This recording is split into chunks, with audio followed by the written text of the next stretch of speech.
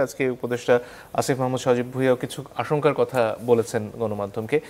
সব মিলিয়ে আপনি কি কোনো যোগাযোগ দেখেন এবং নির্বাচনের আগে পরিস্থিতি ঘোলাটে করে তোলার কথা যে বারবার বলা হয় তার আভাস দেখেন কিনা? আমি পরিষ্কার তার আভাস দেখি, কেননা আপনি জানেন যে আমরা একটা খুব ভালনারেবল টাইম পাস করছি। একটা অন্তর্বর্তী সরকার রয়েছে, তিনটি বড় রাজনৈতিক দলের মধ্যে ঐক্য আমরা দেখতে পাচ্ছি না। সংস্কারের ব্যাপারে আমরা এখনও তাদেরকে একমত হয়ে জুলাই সনদ ঘোষণা করতে দেখতে পাচ্ছি না। এই সময়টাতে আপনি খেয়াল করে দেখবেন অনেক পক্ষ বাজারে চলে এসেছে এবং তারা কখনো একে অন্যের সাথে কানেক্টেড, কখনো তারা আবার নিজেদের থলিতে কিছু ফসল তোলার চেষ্টা করছেন। আরেকটা পক্ষ খুব সক্রিয় হয়ে গেছেন, আপনি আজকে ধানমন্ডিতে ছাত্রলীগকে মিছিল করতে দেখেছেন, সেটি হচ্ছে আওয়ামী লীগের পক্ষ। আওয়ামী লীগ তার সবগুলো ফ্রন্টে এখন জুলাইকে চ্যালেঞ্জ করছে, জুলাইয়ের চরিত্র হনন করছে এবং নিজেদের শক্তিমত্তা দেখানোর জন্য হুঙ্কার দিচ্ছে। ফ্রন্ট বলতে এই অর্থে যে তারা আজকে স্টুডেন্টরা নেমেছে, তাদের সবচাইতে সাঁড়াশি ফ্রন্ট হচ্ছে কালচারাল এবং বুদ্ধিজীবী ফ্রন্ট। এবং আপনি জানেন যে এরকম ফ্রন্ট পৃথিবীতে বিরল, যারা নাকি যে কোনো সময়ে যে কোনো হ্যাট পরে ফেলতে পারেন। আর মূলত তারা পরেন মুক্তিযুদ্ধের হ্যাট।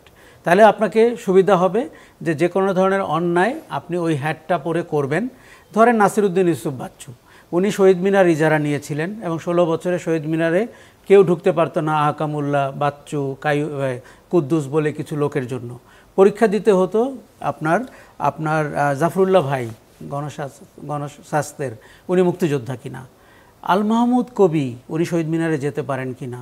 মোহাম্মদ জাহাঙ্গীর, উনি কি শহীদ মিনারে যাওয়ার যোগ্য কিনা, এটা সার্টিফাই করতেন নাসিরউদ্দিন ইউসুফ বাচ্চু। তখন তাদের কি মনে হয় নাই মুক্তিযুদ্ধ আমাদের কি শিখিয়েছে? মনে হয় নাই। তার মানে তারা মৌসুমী মুক্তিযোদ্ধা।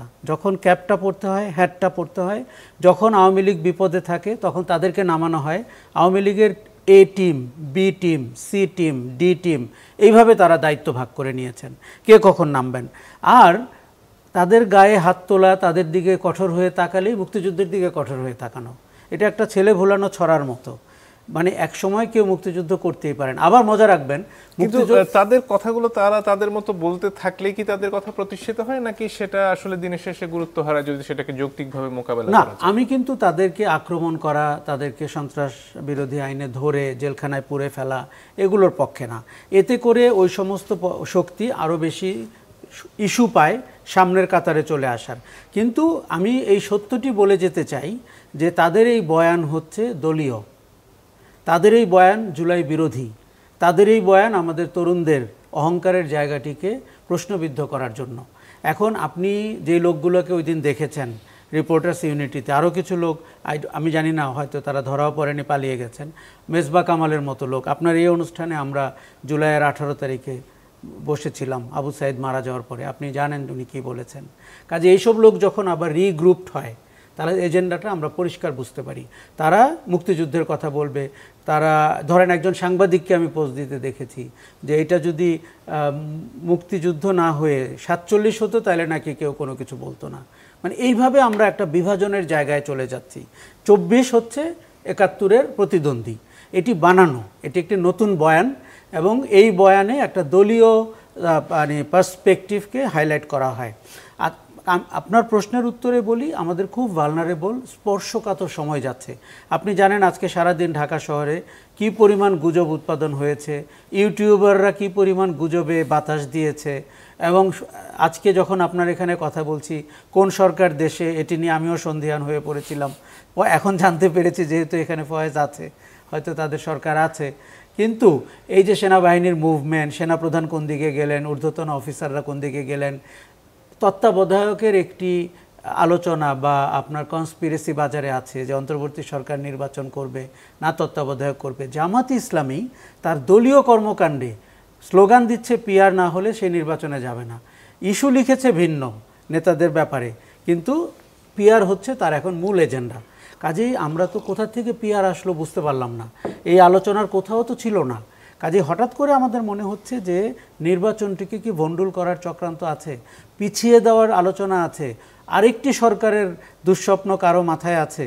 এই জিনিসগুলোর কিন্তু একটার সাথে একটা রিলেট। আপনি যদি খেয়াল করেন যে পাবলিক বিশ্ববিদ্যালয়গুলোতে যা ঘটছে, চিটাগং ইউনিভার্সিটিতে আমি খোঁজ নিয়েছি, ওইখানে আওয়ামী লীগের লোকরা, তাদের সন্তানরা এই আক্রমণের সাথে যুক্ত আছেন, এমনকি বিএনপির লোকরাও আছেন।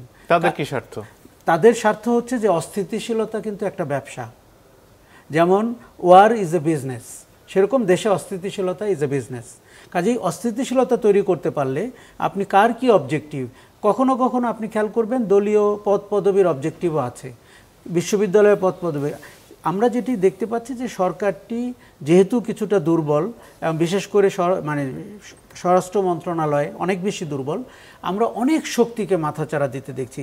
এই যে নুরুল হক নূরের উপরে যে আক্রমণ হয়েছে, এটি কোনো অর্থেই সাধারণ কোনো আক্রমণ না।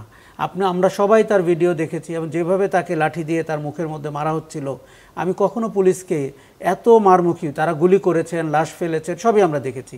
কিন্তু এই নিজের কার্যালয়ের সামনে এই কাণ্ড ঘটনার পরে তার প্রতিক্রিয়া দেখুন, কখনো তাদেরকে দেখেছি সবচেয়ে মারমুখী, গতকালকে রাতে দেখলাম তারা কোথায় ছিলেন খুঁজে পেলাম না, কয়েক মিনিট পরে আগুন জ্বলার পরে তারপর তারা বাঁশি ফু দিয়ে আসলেন। এই দুইটি রোলের জন্য তাদের নির্দেশককে, পরিচালককে, এটা যদি মঞ্চ হয়, এই প্রশ্নগুলোর উত্তর ফয়েজ যেমনটি বলছিলেন আমরা তদন্তই চাই। আমরা চাচ্ছি না যে ভিডিও দেখে অভিযুক্ত করতে, কিন্তু যেভাবে একজন পুলিশ কনস্টেবল লাল টি শার্ট পরে নূরকে না আরেকজন কর্মীকে মারছিলেন, এটি অবিশ্বাস্য। আপনার মনে রাখতে হবে, নূরকে আঘাত করা জুলাইয়ের চেতনাকে আঘাত করা। নূরকে দিয়ে যদি আপনি পার পেতে পারেন, আগামীতে অন্য অনেককে ধরতে পারবেন।